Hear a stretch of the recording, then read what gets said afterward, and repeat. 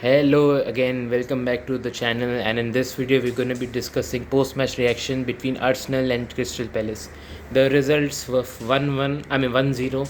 Arsenal 1, Crystal Palace 0. I did not do a prediction for this. I'm sorry, but yeah, this is going to be the post-match reaction. Talking about very quickly the actual lineup, and then the reaction for the performance. So Arsenal lineup obviously was David Raya, goalkeeper. The defense is Julian Timber, right back, William Saliba and Gabriel, same centre backs. Left back was Ricardo Calafiori, not Lewis Kelly. So a little bit of rotation there. Martin Zubimendi and Declan Rice as midfield. Bukayo Saka as a right winger, Ebri Eze as a central mid, and Leandro Trossard as a left wing, and then Victor Gyökeres as a striker. Talking about Crystal Palace now, John Philip Mateta striker. Midfield is Yeri Pino and Ismail Essar. The central defense is now Terrell Mitchell, D. Kamada, Adam Walton, and Daniel Munoz. And then the defense is Mark Guay, Marcos Locro, and Chris Richards. And then the goalkeeper is Dean Henderson. Talking about the game, obviously, very dominant by Arsenal at their home stadium in London, and yeah, definitely had more possession in the entire game than Palace. Palace had 5 shots, Arsenal had 9 shots, out of which 3 were on target. Palace didn't get much chances, but yeah, they had a few shots, but they weren't able to convert it. Arsenal had many shots, but Dean Henderson was very good in goalkeeping yet again. And yeah, Arsenal only got that one chance in the 39th minute when it was from a set piece yet again as a City fan and as a football fan, and as other fans around the world say, set piece FC. I think this is the right word to use it. I mean, just for jokes, don't take it seriously, Arsenal fans. But yeah, I think it's just another goal from a set piece.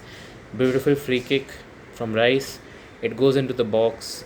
Saliba gets a header, or I think Gabriel gets a header, and then the ball deflects, and then Eberechi Eze leaps and then scores with his right boot. So yeah, that's a goal, and he scored against his former club, which was Crystal Palace. It was it's respect that he did not celebrate against his former club. So yeah, that's the only goal from that match against Arsenal and Crystal Palace. Yeah, substitution wise for Arsenal, Mosquera came in defense at the second half, same, and then Hincapié as defense. Then Martinelli, Mikel Merino, and Luis Kelly also came in as substitutes. Then talking about Palace now substitutes, Eddie Nketiah, he came on in the second half. He played against his former club, which was Arsenal. Borna Sosa and Will Hughes for Crystal Palace as a midfield duo, and then Christian Uche as a defense, and then Jefferson Lerma as a left back.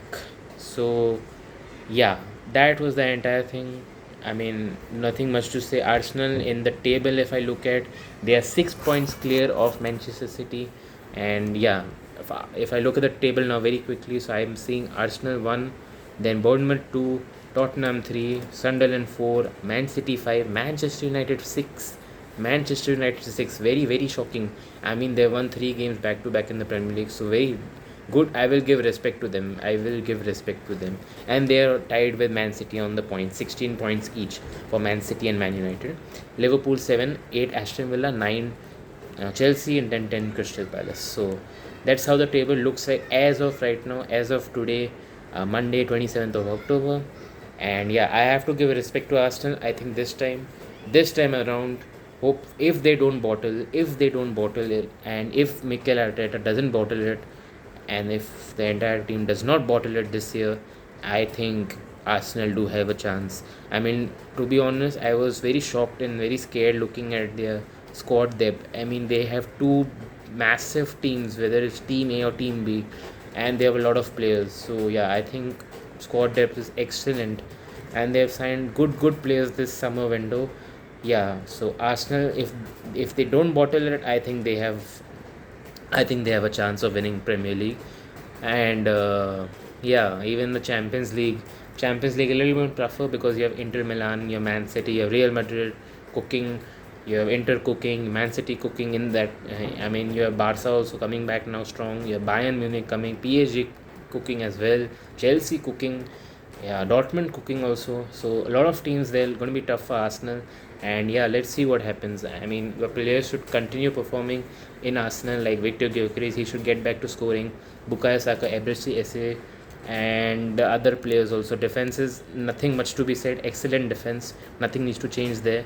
Midfield can be a little bit shaky. Martin Zubimendi has had a good start to Arsenal, but I think if he and Rice can settle, and when Odegaard comes back, I think these three midfield players can sort out that entire midfield sequence and be a good midfield all rounder.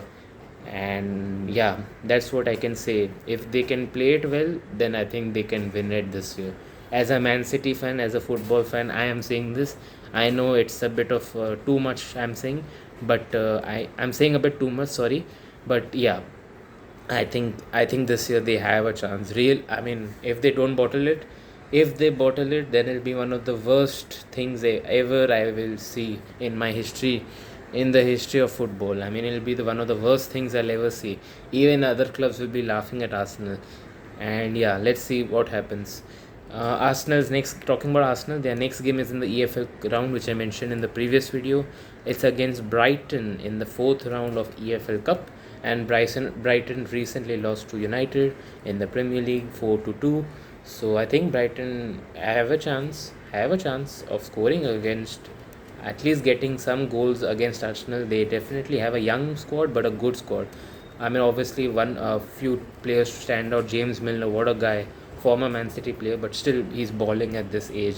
Karo Mitama, you have Carlos Baleba, you have Ferdi Kadigoglu, another good fullback, Diego Gomez, good midfield, Danny Welbeck, one of the most underrated strikers in Brighton or in Premier League history, and then the goalkeeper, Bart Verbruggen, defense Jan, Van Hecke, Joel Veltman, you have even De Kuyper, and you have Ruther, and all these guys, all these young guys.